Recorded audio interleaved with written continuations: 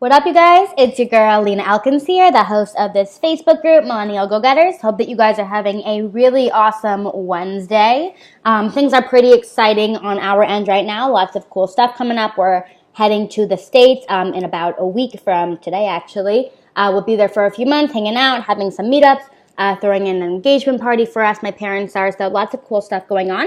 I want to know what's going on with you guys. Drop some comments. Let me know what's going on this week, this month. Keep me posted. I know we're moving into fall. Lots of exciting changes. I'm making this video for you guys today because I want to talk about a few mindset blocks that you guys might not even necessarily be aware of that are really preventing you from taking yourself to the next level and scaling in your business. By the way, I'm so sick of these fucking terms, like taking yourself to the next level and scaling. I want you guys to be aware that I am consciously trying to change the terminology I use to sound a little bit less generic and actually have some more meaning to what I'm saying. But for the purposes of this video, it's something I'm still working on. I want to tell you guys that I think that there are a lot of subconscious beliefs that we maintain in our minds that really prevent us from taking the right action and making the right changes in our businesses that are going to help us scale, grow our influence, our income, everything like that.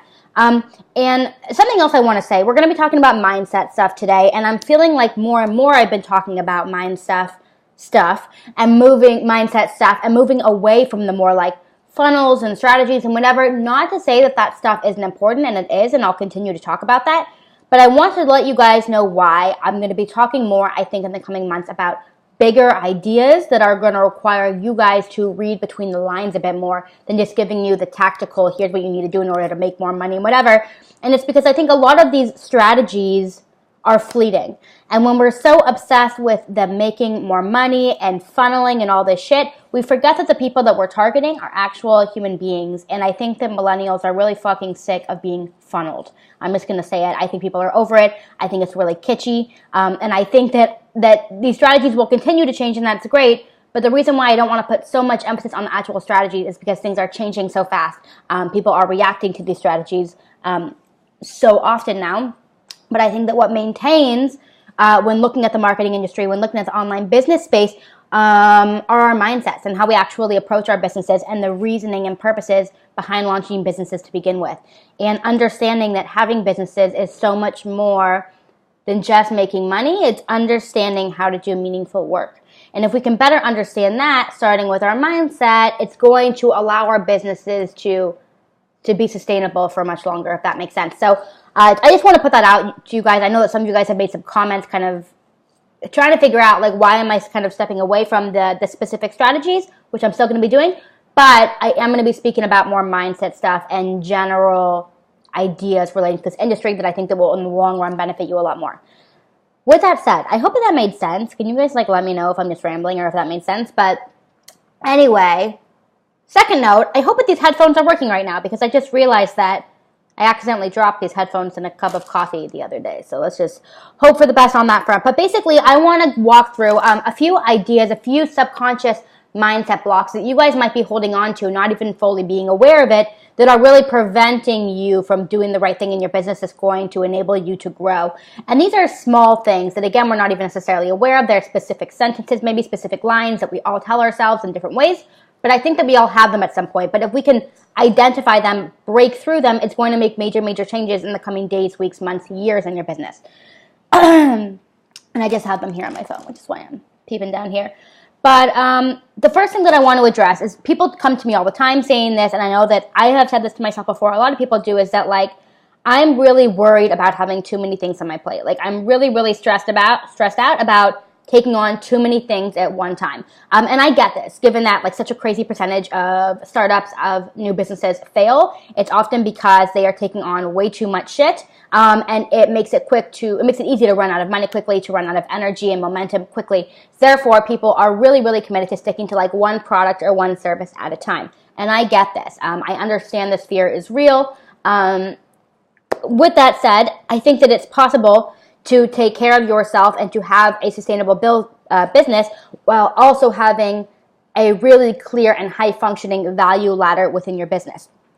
And by a value ladder, what I essentially mean is having, like, a suite of different products and services, a variety of products and services in your business that you can offer simultaneously that are going to make it much easier for you to grow your revenue without you having to actually show up every day and like putting in the effort into selling them, for example. So I think right now in my business on a monthly basis, I might sell like 5 to 6 different products or services. They're all at different price points. They all offer different things, different levels of one-on-one support, everything. But you need to have that ladder working up, and that's for a few different reasons.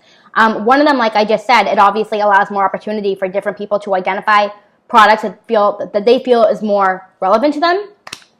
So therefore, they can kind of pick and choose what works. What maybe a one-on-one offer for one person is perfect. They need that one-on-one support, but maybe for somebody else, a group program is so much more relevant, or taking an online course is more relevant. So you're providing opportunity for all of your followers, for all of your subscribers to identify with things in their own way. That's the first thing. I also see this is very common, is that a lot of people offer like one coaching program, for example, and it's like an 8-week program or a 4-month program or whatever it is, and that's like their one staple or their one course that costs $1,000 or $2,000 or whatever, and that's like their one thing. And then they come to me and they're like, well, why aren't I making more sales? And I'm like, why would somebody who just entered your community, this is the issue, guys, people are just entering your community, they're just being funneled in, right? They're just now making it to your email list, and within a week or two, you're suddenly asking them to buy an $1,000, $2,000, $5,000, $10,000 product or service. And no one's going to do that. It's just too much of a jump for somebody who they've never spent money on before. The value of having a value ladder, right, kind of this staircase of products and services, is that people can kind of enter that ladder by buying a very affordable product, which makes them subconsciously much more comfortable opening up their wallets to you, okay? If they can buy something from you that's $15, $50, whatever, just that one time, it's so much easier to sell to repeat customers than to brand new customers. So what I'm saying is, if you can get them in at like the $15, $20 point, or maybe that's too, whatever makes sense in your industry and your work, and then work their way up to every product or service, it's much easier to get them to go all the way up the value ladder than getting somebody to jump from nothing to that 100 or to the 100%. Does that make sense?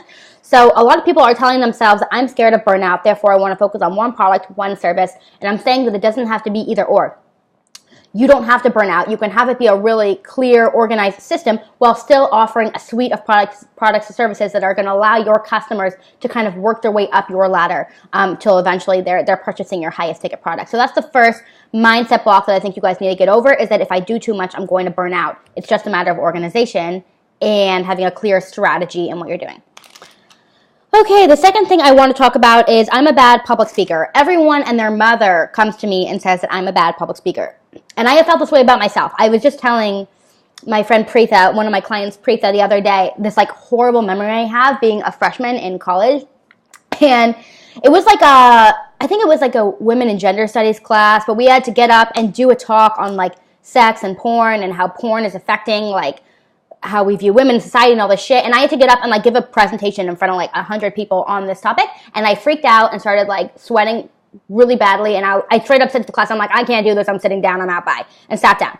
So I had this like horrible memory of being a bad public speaker imprinted in my brain. And it took me a long time to get over this.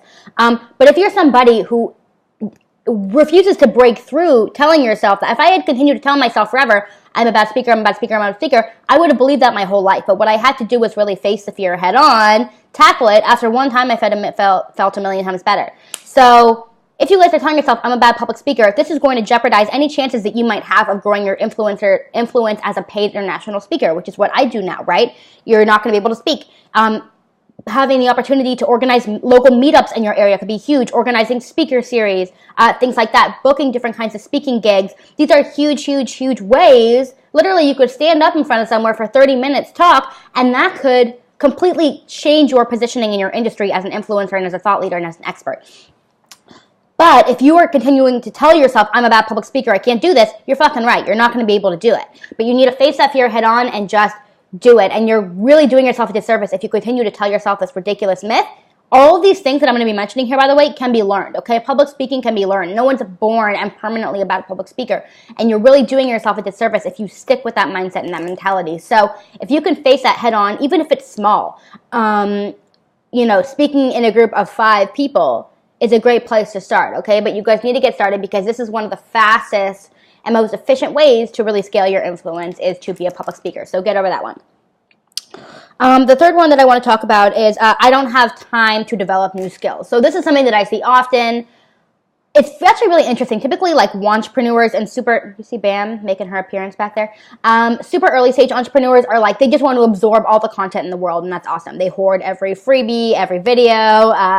Like, I get it. People want to absorb and absorb and absorb. But at a certain point, typically when people reach a certain level of success, they tell themselves, you know what, I don't have time to learn anymore. I'm a busy entrepreneur. I have a full client list. Therefore, I don't have time. But that's when their business kind of hits a halt as well. It's when they kind of like hit the brakes in their business, because there's not a single entrepreneur I know, not the biggest people, who don't make time in their days every single day, every single week to read, to listen to the right podcasts, to engage in the right courses, to participate in the right masterminds, the right group programs, things like that, to help them level up as well. Okay, there is no such thing as being too busy to learn, and if you stop learning, then you're just going to have less and less to offer your community in the end, and that's going to reflect clearly on your audience. So I can tell you guys right now, like my computer right now, because I don't want it to be a bit lower so you guys can like see my full double chin, it's literally like sitting on a stack of books that I'm just reading like every day. And a lot of these books I read over and over and over again to really get these ideas in my mind. Okay, this isn't like fun, casual reading. I'm really trying to level up in my own business to be the best that I can be, to offer you guys the best value possible. So I read these books over and over and over again. I have a shit ton of notes. It's just what I do, and you guys need to be doing that too. So if you guys are telling yourself, I'm too busy to continue learning as an entrepreneur, at this point my job is to teach, that's bullshit. You need to get off your high horse, and you need to keep learning like everybody else. This is a lifelong journey, and it's not going to be easy to sustain if you're not constantly challenging yourself to grow as well. So that's the next thing that I want to tell you guys. Another thing is actually very similar, and that is that like I'm too busy as an entrepreneur. So the first thing that I more was talking about is like I'm too busy to develop new skills, right, or to get better. This one is just I'm too busy as an entrepreneur in general. And I see a lot of entrepreneurs, again, when they hit a certain level of success, just turn into like low-key assholes, where they're suddenly like blowing off their friends, their family. Their priorities are just all screwed up basically, and it's because they're telling people like, sorry, I don't have time for regular things because I'm working and I'm super busy and I'm trying to build a business and I'm a CEO and all this stuff. And trust me, I get it. I really, really, really get it. But if you're stuck in that mindset, it's going to make it very challenging for you to realize that that's not the case. Your priorities are just all in the wrong place. And what's interesting to me in my experience, most commonly, the people who come to me and say, I don't have time as an entrepreneur, I'm a really, really busy entrepreneur, are the people who are trying to do everything on their own. They're the people who are not prioritizing things correctly, the people who are not outsourcing the correct things. They're trying to tackle everything on their own, and they're spending so much time on shit that could be done so much faster and more efficiently and at a higher quality if they just learned how to prioritize correctly. A small trick that I do, I understand that we all wake up sometimes in the morning, we feel super overwhelmed, we don't know the next step to take. And I understand that, and it's easy to be like, I'm a busy entrepreneur, this is how it is, I'm a busy entrepreneur, whatever. Instead, make a very clear list. I use Asana, okay? Make a very clear list of everything that you need to do, and then literally just put at the top three things that are going to make me the money the fastest, okay? So I have all the time stupid things on my to-do list. Like, you can look at it. Like, I can't even think of anything that's particular. Like, I need to redesign my business cards. That's like I love redesigning things. I love designing my website. I love graphic design stuff. I also understand that that's a big fucking waste of my time if that's at the top of my to-do list. So instead, what I want you guys to do is really identify the top 3 things that are going to make you the money the fastest. Does that mean getting on that call with a potential client? Does that mean, pitching that piece to that particular publication, and then if that piece gets accepted into that publication, then it's going to be like crazy numbers of eyeballs on your work all of a sudden. Whenever I get something featured, by the way, in a major publication like Forbes, Entrepreneur, whatever, I get new clients immediately because it's just immediate social proof. So that indirectly is like a clear way to make money, right? And then everything else, screw it. Like, you should never wake up with a to-do list of 15, 20 things. Make it 3 things. Make it 5 things. Don't overwhelm yourself. Just get the things done that are the most important. Rework your priorities and stop telling yourself that you just have to live this like crazy self-absorbed life because you're a busy entrepreneur, because that's bullshit. It is bullshit, okay? That's the next thing. The next thing that I want to share with you guys is I don't trust others with my business. I really understand this one. I think that when we all build businesses, we all feel like we need to have this creative control. This is our vision. This is our baby, and things need to go a very certain way. And I struggled with that for a very long time, is kind of letting go of this control in my business and trying to do everything. But if you are somebody who's still a solopreneur and you're hesitant to outsource, maybe you're hesitant to outsource again because you feel like you need to have creative control and things need to be exactly in the vision that you have, or because you're secretly being cheap and you don't want to spend the money on outsourcing people, I'm telling you that you're making a grave, grave, grave mistake. Having the right people on your team, even if you're just paying them a few $100s a month or less, like depending on what you need, can save you so much time and it can make the quality of your work so much higher. So there are basic things, obviously. Like at this point, I outsource a ton of things in my business, and it doesn't make me feel any less in control of my business because I know that I trust the people who are on my team. They're trained. I know that they can help me, and I know that they're allowing me more time in my days to produce content on the front end for you guys, like I'm doing right now. If I didn't have like a bunch of people helping me on the back end, and if I was doing it all myself, I would not have time to make videos like this. I would be like on the back end trying to like tinker with Zapier and work on my funnels and do all this like automation shit and deal with PayPal and like all these million different problems. I don't want to deal with that. I have other people deal with that, and it allows me to be the most upfront and available for you guys, which is what's most important in my business after all. And I don't think that it affects the quality of my work at all. So if you're telling yourself that like you need to do everything in your business yourself, or like you don't trust others with your business, I really suggest that you start working on that. And a good way to just start kind of like getting in the habit of trusting others is just telling more people about your business and like in depth. I'm not talking about your mom and your mom's like, oh, what do you do? And you're like, oh, I'm an online entrepreneur. She's like, that sounds nice, honey. Not people like that. Start having real conversations with people in this Facebook group, for example. Tell them in depth what your business looks like. What does the model look like? What are you struggling with? What needs more attention? Like, just be honest with people. And I think that becoming more comfortable talking about these things out loud will show you, sorry guys, something scary is happening to my computer right now. It'll show you that, it'll show you that people do understand and people are here to support you, but you need to be comfortable talking about it to begin with. So those are the 5 things that I have for you guys today. I hope that these are helpful. These are 5 mindset blocks that I think that every single entrepreneur goes through. I think that entrepreneurs will always go through these. But it's important that we tackle them head on because it's going to make our businesses much easier to deal with going forward. Again, I hope this is helpful. I love you guys very much. Again, I hope that you have a super awesome Wednesday, almost weekend. Maybe the next video I make, I'll be in America. No, that's not true. What am I saying? I'll make a video before a week from now. With that said, I love you guys. If you have any questions, drop them below. If you have anything else to add, drop it below. And we will talk soon. Love you. Bye.